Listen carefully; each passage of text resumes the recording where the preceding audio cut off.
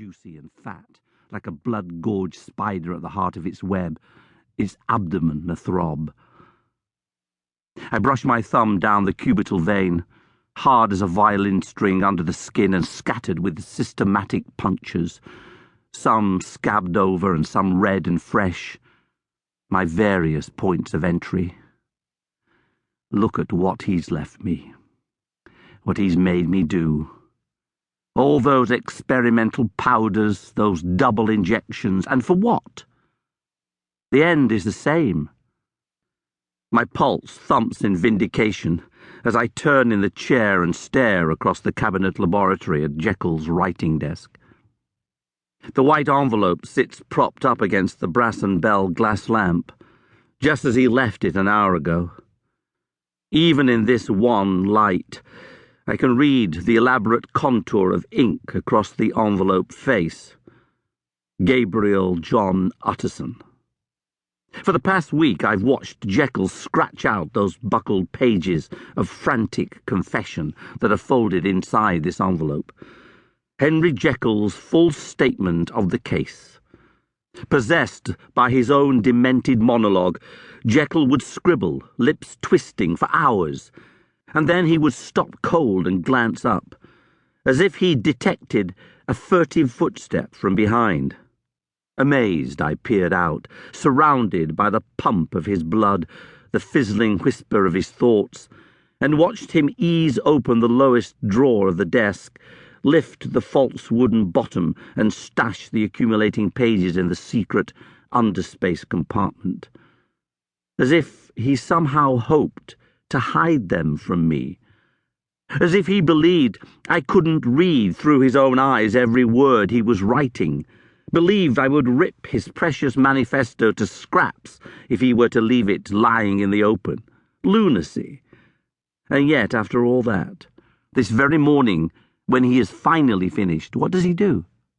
He stuffs the pages into that envelope, addresses the crazy thing to his best friend and solicitor, and props it up right bloody there on his desk for me to destroy at my leisure. I won't destroy it, of course. I've no reason to touch it. Let Utterson find it and read it. The solicitor is no fool.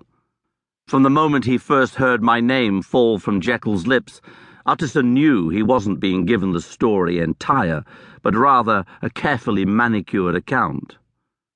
Why should Jekyll's written confession be any different? From the first line, Utterson will see that the statement is anything but full, that it is little more than his friend's dying, desperate protestation of innocence. Why should I waste the effort? No, I won't deny Jekyll his pathetic self-exoneration, but neither will I let him have the final say.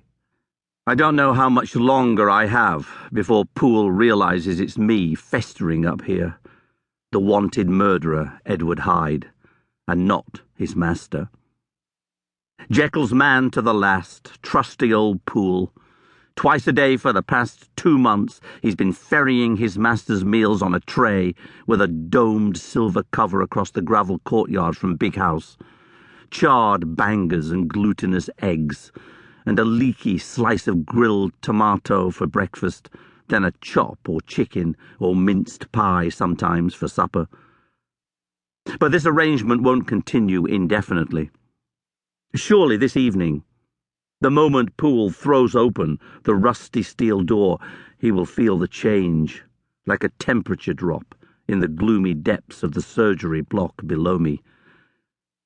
With chilled breath he will stand at the foot of the stairs, holding the tray, staring up the dark, rickety ascent at the cabinet door, behind which I crouch. Will he climb up to the door himself and knock? Or will he fetch Utterson to do it? Yes, it will be Utterson who knocks, Utterson who shouts out, "Harry, open this door at once!" Jekyll knew his friend would be coming, of course. Jekyll knew how it all would end. Utterson pounding at the door and Poole a step below, armed with some implement to smash the door down, that black-headed axe with a silver gleam along its lip. "Take it down, Poole," Utterson will